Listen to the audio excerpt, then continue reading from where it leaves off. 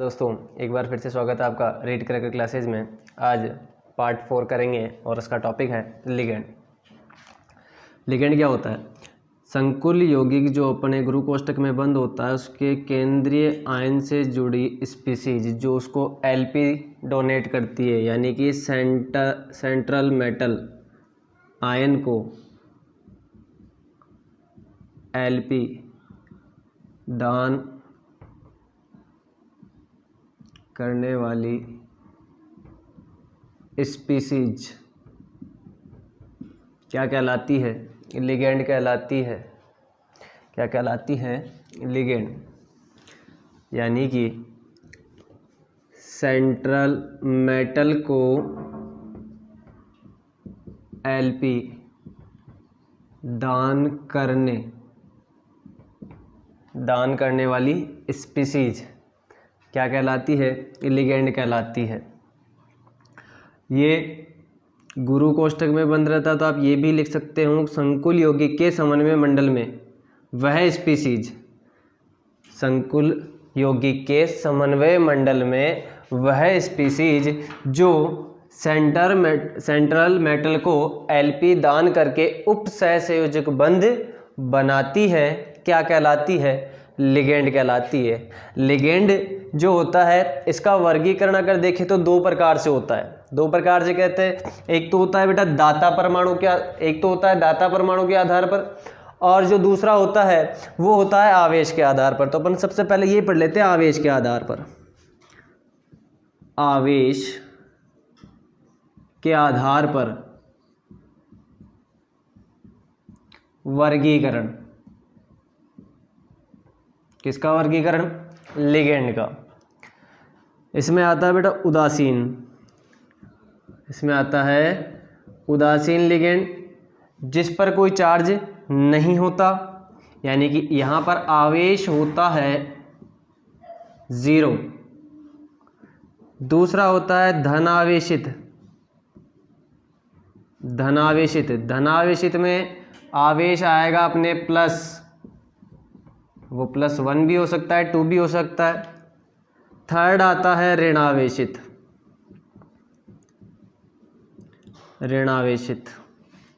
और यहाँ जो आवेश है वो आएगा नेगेटिव। अब इन तीनों के नामकरण के कुछ नियम हैं। जैसे उदासीन होते हैं, उदासीन जो लिगेंड होते हैं उनके नाम में कोई परिवर्तन नहीं होता, जैसे हैं वैसे के वैसे रहेंगे। देखो इसमें उदासीन के कुछ उदाहरण, उदासीन लिगेंड के कुछ उदाहरण हैं, उनके आपको नाम याद रखने ही हैं।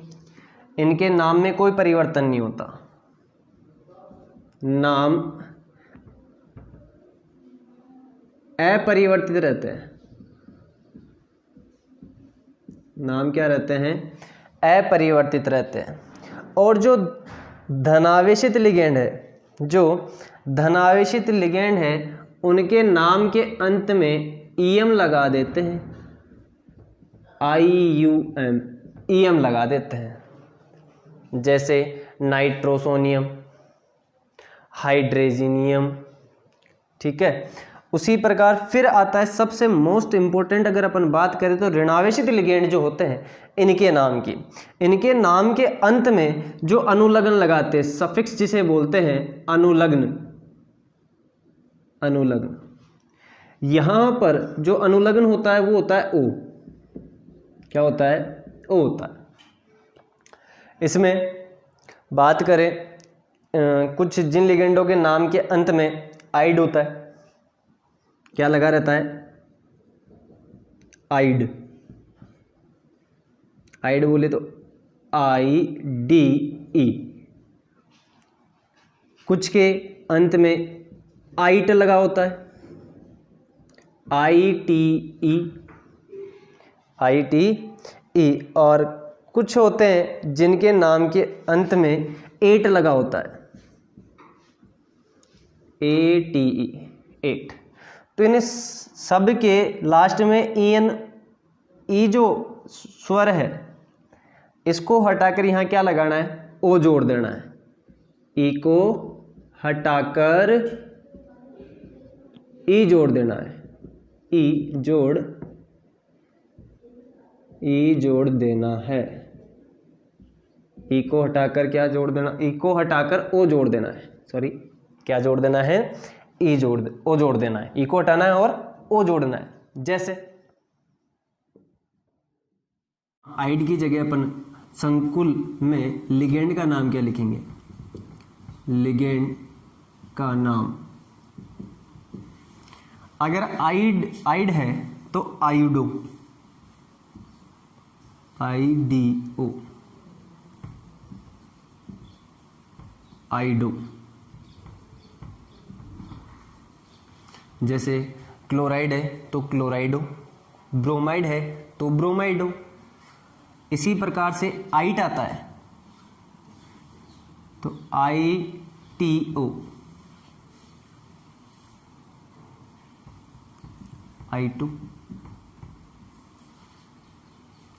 I2। जैसे क्लोराइट तो क्लोराइटो, ठीक है। इसी प्रकार से एट आता है, जैसे सल्फेट तो सल्फेटो, अगर ATE आता है तो एटो हो जाएगा, एटो, यानी कि ई हट गया और वहां क्या जुड़ गया, ओ जुड़ गया। इसके अलावा ऋणावेशित लिगेंड में एक और खास बात है कि जो हाइड्रोकार्बन ऋणावेशित होते हैं, हाइड्रोकार्बन ऋणावेशित लिगेंड जो होते हैं उनके नाम में कोई परिवर्तन नहीं होता। जैसे C6H5 नेगेटिव, आपको पता हो तो C6H5 फेनिल होता है, तो यहां पर भी इसका नाम क्या रहेगा, फेनिल ही रहेगा, फेनिलो मत कर देना, क्या रहेगा, केवल मैंने बोला हाइड्रोकार्बन ऋणावेशित जो ऋणावेशित लिगेंड होते हैं उनके नाम में कोई परिवर्तन नहीं होता। ये फेनिल है तो क्या रहेगा, ये फेनिल ही रहेगा। जैसे C5H5 साइक्लोपेंटाडाइइनाइल, साइक्लोपेंटाडाइइनाइल, इसका जो स्ट्रक्चर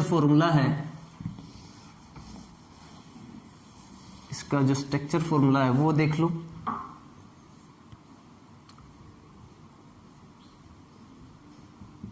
यहां नेगेटिव रहता है, ठीक है। तो देखो हाइड्रोकार्बन ऋणावेशित के नाम में कोई परिवर्तन नहीं होता है, जैसा है वैसा का वैसा रहेगा। जिसके अंत में आइड आ जाता है उसका संकुल यौगिक में लिगेंड का नाम क्या हो जाएगा, आयोडो। आइट आ जाता आइटो, एट आ जाता तो एटो हो जाएगा, यानी कि ई को हटाकर क्या जोड़ देंगे हम, ओ जोड़ देंगे, ठीक है। आगे देखो, कुछ ऋणाइन जिनका पहले जो नाम था, ये जो नाम दिए गए हैं ई को हटाकर ओ वाले, ये भी 2004 के आसपास दिए गए। इससे पहले जो नाम दे रखे थे कुछ स्पेशल नाम, जैसे क्लोराइड को हमेशा क्लोरो बोला जाता था, तो अगर क्लोरो भी लिखते हो और क्लोरिडो भी लिखते हो तो दोनों सही है, क्योंकि वो पहले से प्रचलन में है और ये 2004 के बाद में प्रचलन में आई है, जो IUPAC ने स्वीकृत भी की है। तो कुछ टीचर से क्लोरो बताते हैं, कुछ क्लोरिडो बताते हैं, तो ये दोनों ही क्या है, सही है। तो अब इसके बाद में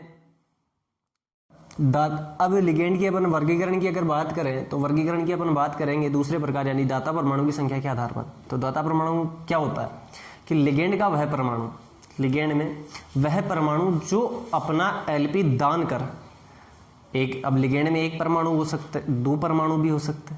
जैसे मैं बात करूं H-, तो यहाँ हाइड्रोजन आयन अपना क्या करेगा, LP देगा, ठीक है। ऐसे ही मैं बात करूं CN-, में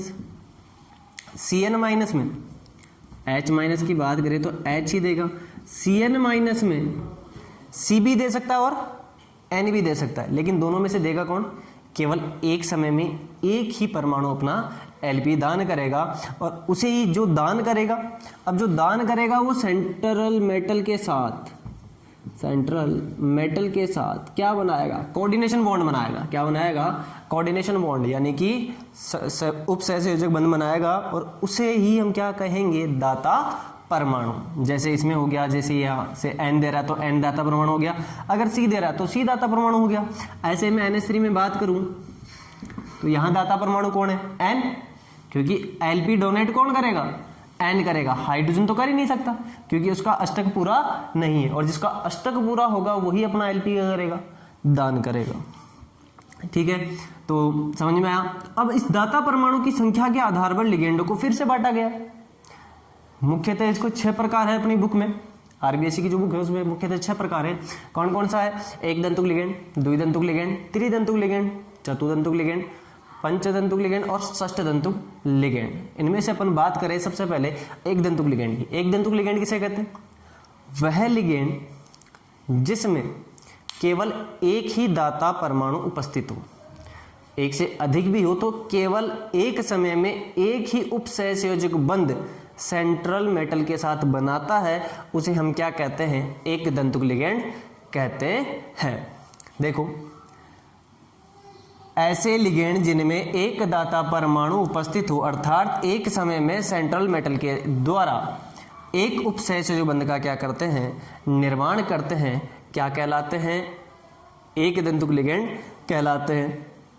फिर मैंने आपको थोड़ी देर पहले बताया कि जो लिगेंड होते हैं वो चार्ज आवेश के आधार पर भी क्या होते हैं, वर्गीकृत होते हैं। तो यहाँ पर भी एक दंतुक लिगेंड मुख्यतः कितने प्रकार के होंगे, समझ गए होंगे, उदासीन, धनावेशित और ऋणावेशित। ठीक है, इनके एग्जाम्पल करते हैं। ये एक दंतुक लिगेंड है, ये भी एक दंतुक लिगेंड है, ये भी एक दंतुक लिगेंड है। जैसे लिख देते हैं, जैसे।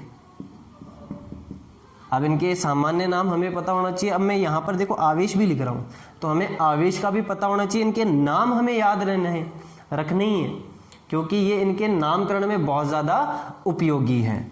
ठीक है, तो मैं इनके एग्जाम्पल लिख रहा हूँ एक दंतुक लिगेंड के।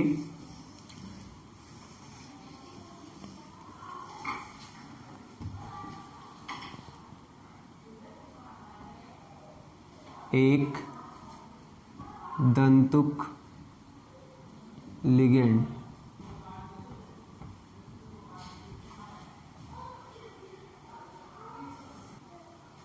हाँ, तो बच्चों एक दंतुक लिगेंड को फिर अपन आवेश के आधार पर बांटते हैं तो 3 प्रकार का हो जाएगा ये, जैसे मैंने आपको पहले बताया था, उदासीन, धन आवेशित और ऋण आवेशित। तो उदासीन के बारे में मैंने आपको ये बताया था कि उदासीन जो लिगेंड होते हैं उनका नाम फिक्स होता है, उनके नाम में कोई परिवर्तन नहीं होता है। तो H2O को संकुल यौगिकों में क्या कहा जाता है, एक्वा। NH3 को क्या कहा जाता है, अमोनिया नहीं बोलेंगे, यहाँ बोलेंगे एमीन।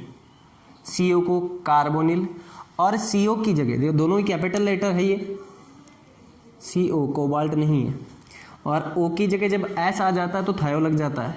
जैसे आपने पढ़ा होगा एल्कोहल, थायो एल्कोहल, इसे तो अपन एल्कोहल कहते हैं और इसे हम थायो एल्कोहल कहते हैं। तो O की जगह S आ जाता है तो थायो बन जाता है, तो थायो carbonyl. PH3 phosphine, PR3, R यहाँ है बेटा एल्किल, पढ़ा होगा एल्किल, CnH2n+1 वैलेंसी फ्री रहती है, जैसे मैथिल, एथिल, प्रोपिल, वैसे यहाँ क्या है, ट्राई एल्किल फॉस्फिन। फिर है ट्राईफेनिल, PH capital P small h, इसको बोलते बेटा फेनिल। फेनिल बोले तो C5H6 valency, sorry C6H5 valency free, इसको क्या बोलते हैं अपन, फेनिल बोलते हैं। क्या बोलते हैं बेटा, फेनिल। ठीक है, इसके बाद में अपन बात करते हैं NO यानी कि नाइट्रोसिल, CH3NH2, अभी बताया मैंने एल्किल, तो यहाँ से आ गया मैथिल, यहाँ से हो गया एमीन, तो ये हो गया मैथिल एमीन। फिर आता है C6H5 यानी बेंजीन में से एक C को हटा दिया जाता है, एक H को हटा दिया जाता है और वहाँ पर N प्रतिस्थापित किया जाता है, तो हमें क्या प्राप्त होता है, प्रीडीन प्राप्त होता है, जिसका सिंबल होता है PY। क्या होता है, Py। तो ये तो हो गए अपने उदासीन लिगेंड। अब बात करते हैं धनावेशित लिगेंड की। तो मैंने बोला अनुलग्न के रूप में EM जोड़ देते हैं। जैसे धनावेशित लिगेंड बहुत ही कम काम में आएंगे यहाँ अपने, और यहाँ मैंने जनरली लिखा है एक तो हाइड्रेजीनियम, NH2 हाइड्रेजीन कहलाती है। जब H+ यहाँ जुड़ जाता है तो हाइड्रेजीनियम हो जाता है।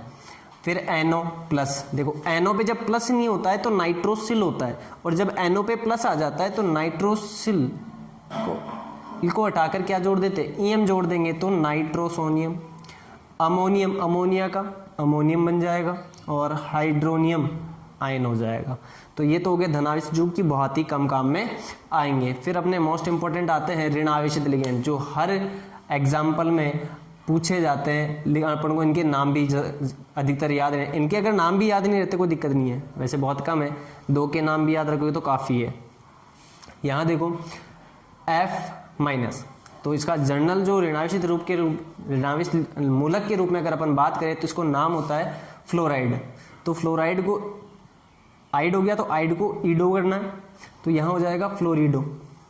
क्या हो जाएगा, फ्लोरिडो।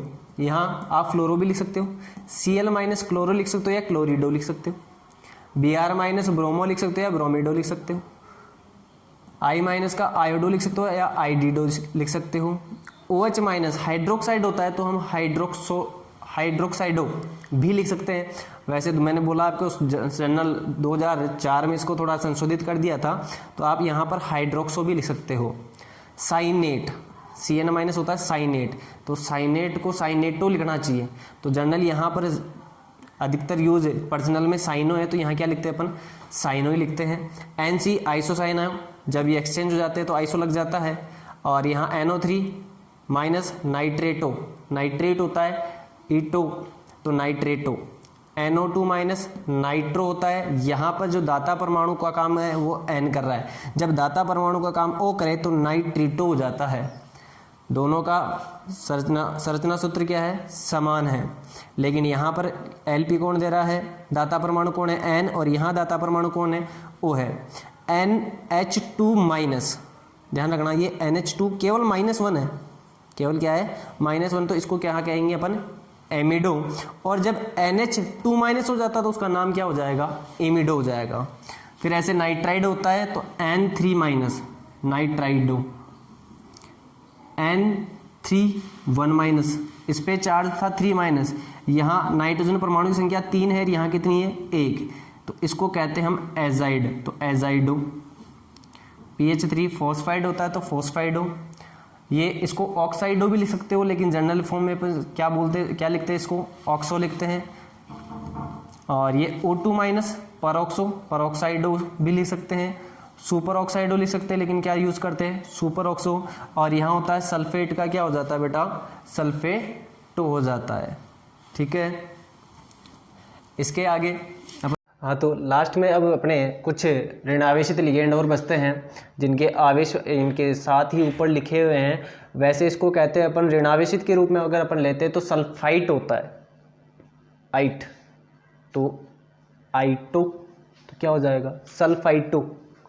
ये होता है H2- सल्फाइड, तो इसको क्या लिखेंगे अपन, सल्फाइडो। क्या लिखेंगे, सल्फाइडो, जब लिगेंड के रूप में अपन ले रहे हैं। और ऋणायन के रूप में यानी कि आयनिक मंडल में आता है ऋणावेशित के रूप में, तो इसको अपन क्या लिखेंगे, सल्फाइड ही लिखेंगे। केवल लिगेंड के रूप में आने पर ही O अनुलग्न जोड़ना है। कार्बोनेट होता है तो क्या हो जाएगा, CO3-, कार्बोनेटो। आवेश भी याद रखना है, क्योंकि आवेश अपने को बताएगा उसकी ऑक्सीकरण संख्या ज्ञात करने में बहुत ज़्यादा मदद करेगा। SCN- थायोसाइनो या थायोसाइनेटो, क्योंकि थायोसाइनेट होता है। यहाँ पर कौन दे रहा है, LP कौन दे रहा है, S दे रहा है। अगर N दे रहा है तो क्या हो जाएगा, आइसोथायोसाइनो। क्या हो जाएगा, आइसोथायोसाइनो या आइसोथायोसाइनेटो।